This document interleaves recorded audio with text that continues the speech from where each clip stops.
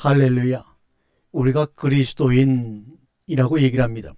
그리스도인은 그리스도와 플러스 사람인 자가 붙어서 그리스도인입니다. 이것을 다른 말로 말하면 사람 그리스도 혹은 그리스도 안에 사람 이렇게 말할 수가 있습니다. 우리 예수님께서 십자가에 돌아가셔서 간절한 소망이 때는 나의 죽음을 통해서 너희 안에 하나님의 거룩한 영, 성령 그분이 임하셔서 너희들이 그리스도 안에 있는 거야 이 말입니다. 그런데 불구하고 우리는 그것을 불순종하고 오직 예수만 잡고 예수의 이름으로 그분께만 순종하겠다고만 그럽니다. 예수는 섬김을 받는 우상도 아닙니다.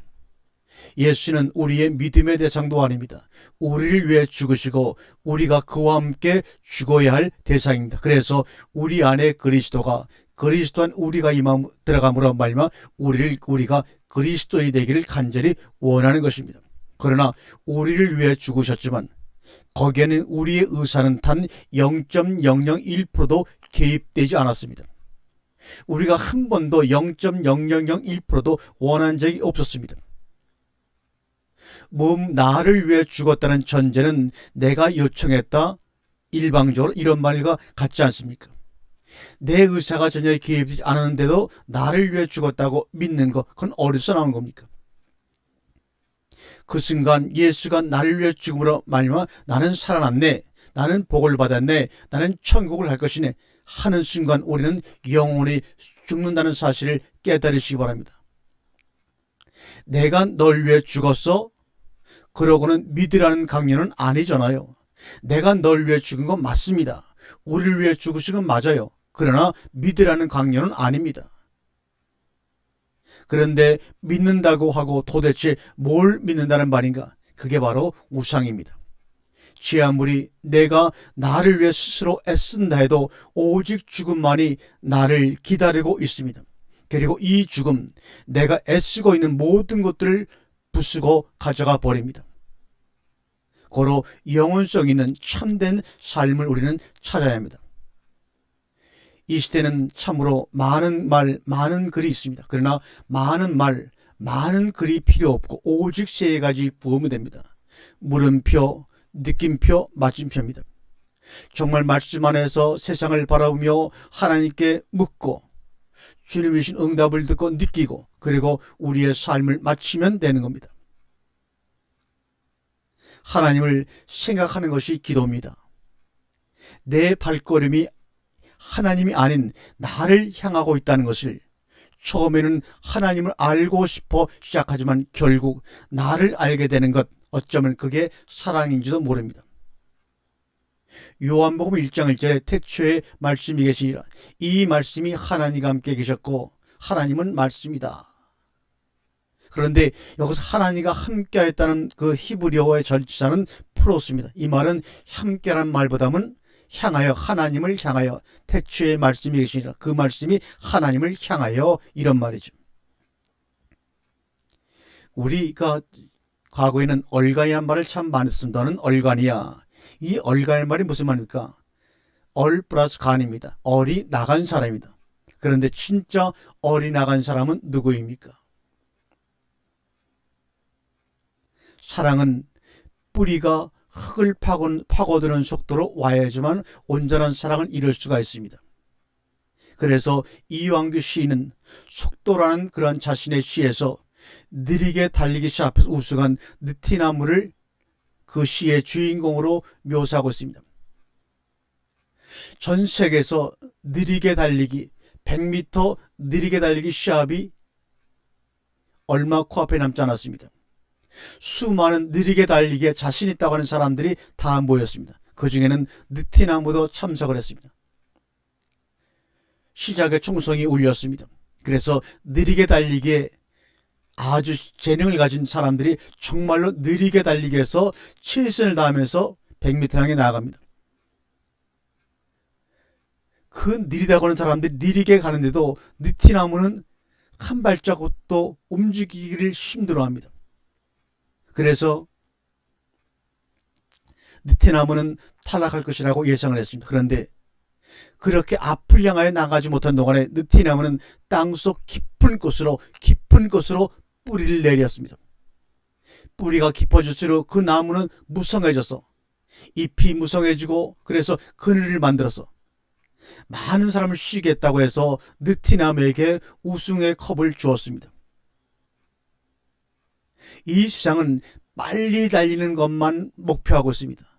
빨리 목표를 성취하길 원하고 있습니다. 빨리 사랑을 주고받길 원하고 있습니다. 그러나 우리도 한번 느리게 달리기 시합을 한번 해보면 어떨까요? 거기서 우리는 이 느티나무처럼 삶의 주인공이 돼보면 어떨까요? 앞으로 한 발자국도 가지 못하는 것 같지만 땅속으로 깊이 깊이 뿌리를 내림으로 말미암아 진정한 사랑은 뿌리가 흙을 파고드는 속도로 와서 우거진 울창한 그늘을 만들어서 그 안에 많은 사람을 쉬게 하는 그런 사람이 시대에 필요하지 않을까요? 여러분, 우리가 수백 년 동안 우리의 민중 속에 민담으로 내려오는 얘기가 있습니다. 토끼와 거북이 얘기입니다. 그런데 이 얘기를 듣고 들으면 참으로 애초부터 말도 안 되는 경주를 놓고 인간들끼리 말장난하고 있습니다. 이 토끼는 육지에 사는 동물입니다. 거북이는 바다에 사는 동물입니다. 바다에 사는 동물이 육지에 나와 오래 있으면 그는 죽습니다. 또 토끼가 바닷속에 들어가면 순간적으로 죽어버립니다. 그런데 서로 다른 환경에서 살아가는 토끼와 거북이를 데려다가 땅에서 당연히 경주를 시키니 토끼가 이길 수밖에요. 그런데 이 토끼와 거북이를 두고 삶의 모습을 토끼처럼 부지런히 열심히 빨리 달리라고 우리 과거의 부모들은 우리에게 이 속담을 일러주었습니다. 말도 안 되는 얘기지요. 왜 이런 엉뚱한 얘기들이 있는지 모르겠습니다. 또한 토끼는 아무리 오래 살아도 6년 내지 8년 안에 죽습니다. 그들의 평균 수명입니다. 그런데 거북이는 100년 이상을 삽니다.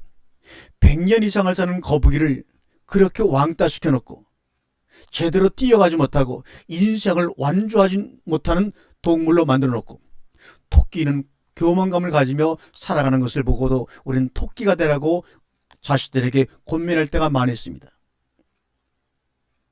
우리는 차원을 다르게 봐야 합니다. 창세기 13장 14절에 너는 눈을 들어 너 있는 곳을 바라보라. 그리고 동서남북을 바라보라.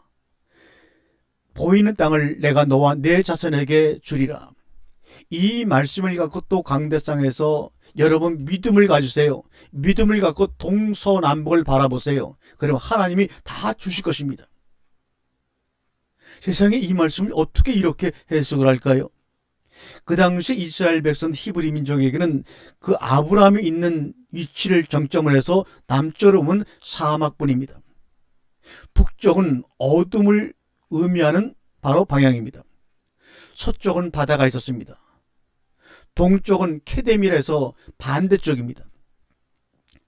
이렇게 동서남북은 그 위치에 따라서 숨어있는 뜻이 있습니다. 네가 동서남북을 바라보라는 말은 무슨 말이냐? 남쪽을 바라봐도 사막이요, 북쪽을 바라보니 어둠이요, 서쪽을 바라보니 바다요, 동쪽을 바라보니 반대편인데 동서남북을 바라보고 네가 어디 갈 데 있는지 넷 중에 하나 골라라. 내가 다 줄게가 아닙니다. 동서남북을 바라봐봐. 동은 반대쪽이요, 서는 바다요, 북은 어두움이요, 남은 사망인데 이 땅에서 네가 갈 데가 어디 있니? 이것을 깨달으라는 겁니다. 네가 서 있는 곳, 내가 함께하는 곳, 거기가 바로 베델이야. 여기가 바로 네가 있어야 할 곳이지 바다의 서쪽, 어둠의 북쪽, 남의 사막 쪽으로 가라는 말이 아닙니다. 동서남북 중 하나를 골라. 내가 어떤 곳을 고르든지 다 줄게. 이것이 아닙니다. 근데 우리는 그동안에 그렇게 해석하고 있습니다. 동서남북을 바라보라. 네가 갈 데가 어디 있는지, 네가 서 있는 그곳, 내가 함께하는 곳, 거기가 바로 베델이고 거기가 바로 네가 있어야 할 것임을 깨달아라. 이 말이죠. 아브라함이 동쪽으로 갔다는 것은 여호와를 떠나 반대편에 서더라 이 말입니다. 그러니까 동쪽으로도 갈 수가 없는 것 아닙니까? 진리, 말씀의 반대편에 선다는 말이 동쪽으로 간다는 말입니다. 그런데 동편을 가서 하나님의 반대편을 가서 더 열심히 제사를 드렸습니다. 내 제사 지키려고 더 열심히 하나님을 섬겼습니다. 무엇으로? 자기심으로. 그것이 바로 우상 숭배입니다. 에노시 하나님 안으로 들어가 연합되어 엘로힘으로 취해졌다. 취해지다는 말은 없어지다, 없음이 되더라, 그런 말입니다. 이것이 바로 창세기 5장 24절입니다. 그런데 원문에는 세상에서 없어지더라, 세상이란 말이 원문에는 없습니다. 에노시 하나님과 동행하더니 하나님이 그를 데려가심으로 세상에 있지 아니하더라. 한 이 개역성경에서 세상이란 말은 원문 성경에는 없습니다. 이것을 원문대로 해석하면 에노시 하나님 안으로 들어가 연합되어 없어지다, 없음이 되더라, 이 말입니다. 우리도 예수 그리스도의 십자가로 인해서 하나님 그리스도 안으로 들어가서 세상에서 없음이 되더라, 없어진 존재가 된 것입니다. 그런데도 우리는 교회를 다니며 신앙생활하면서 없음이 되더라는 이 말씀의 깨달음을 얻지 못하고 그저 세상 사람들과 똑같이 뭔가 드러내고 자기의 존재를 인식하려고 얼마나 야단을 떠는지요. 그런데 인간들은 이 구절을 신비하게 얘기해주면 믿는다니까요. 이거를 휴고라고 말이죠.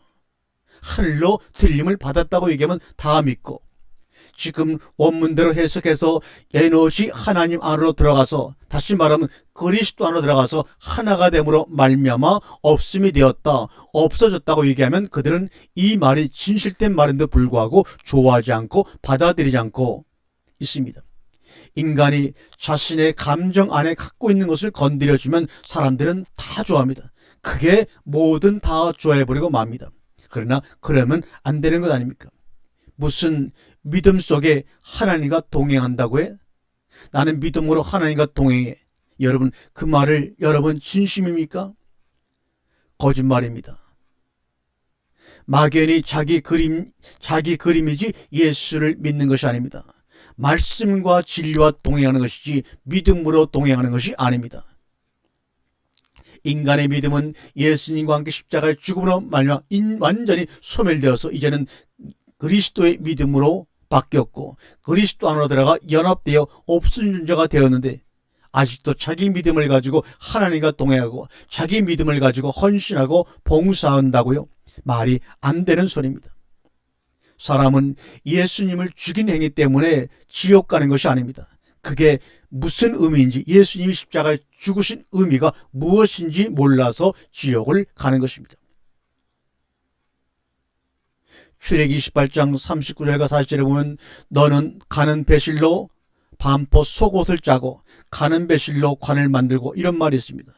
또한 출애기 39장 41절에 성소에서 섬기기 위한 정교한 옷, 곧 제사장 직분 때 입는 제사장의 거룩한 옷을, 이런 말이 나옵니다.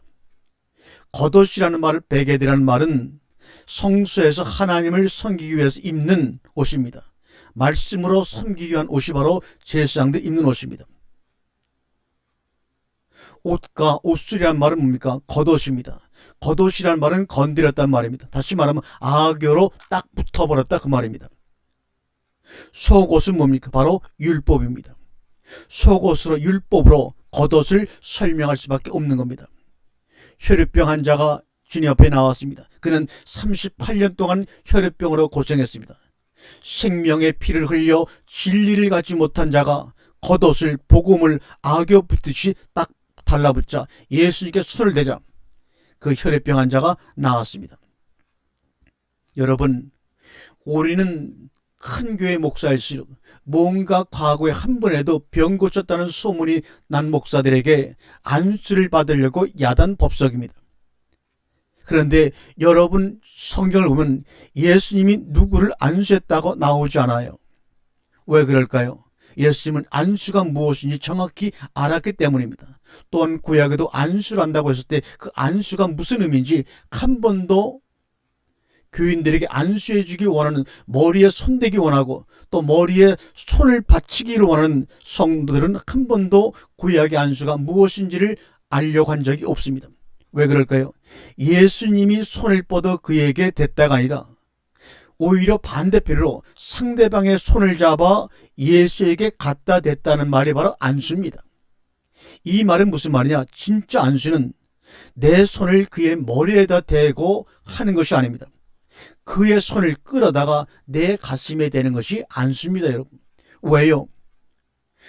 그 사람의 손을 잡아다가 내 가슴에 대고 내가 이제 너의 그 죄를 내가 갖고 가겠다. 이게 진짜 제물의 역할이고 그 제물의 역할을 할 때 안수가 필요했던 것입니다. 그래서 구약 제사 때에는 그 제물에 손을 얹어 내 죄를 전가시키잖아요. 요즘 목사님들이 하는 안수하는 것은 자기 죄를 다 성도들에게 나누어주는 거예요.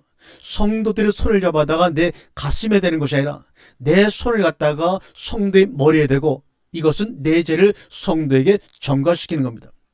알거나 안수를 받으려고 안수를 받아야죠. 계속 이렇게 나가면 우리에게는 희망이 없는 것입니다. 그렇게 없음이 되어지는 것, 구별이 사라지는 에녹들이 막 나타나는 시대가 드디어 도래했습니다. 진리는 우리의 말로도 자연으로도 율법으로도 설명할 수 있어야 합니다. 성경으로도 설명할 수 있어야 합니다. 그게 소독과 겉옷을 함께 주는 것입니다. 그런데 혹자는 그 성경을 속옷으로만 주는 자들이 있습니다. 선악과와 생명나무를 하나의 나무로 주어야 하는데 선악을 알게 하는 나무로만 주는 자들이 있습니다. 우리는 성경을 주는데 소독과 겉옷을 함께 줘야 합니다. 이게 진리로 설명이 안 되면 그게 속옷입니다. 이것 해 하지마 이렇게 말이죠. 선악과로 생명과를 설명하면 악으로 선을 설명하면 죄로 의를 설명하는 게 하나님의 계시 방법임을 아시기 바랍니다. 하나님의 계시를 묵시를 어떻게 이 땅에 전할 수가 있습니까? 선과 의도 없는 이곳에서 어떻게 선과 의를 설명한다고 그들이 알아들을 수가 있겠습니까? 선과 의가 뭔지도 몰라. 그리고 이 땅에 그런 것은 존재하지도 않습니다. 이 땅에는 죄밖에 없는 곳에서 선과 의를 어떻게 설명해 줍니까?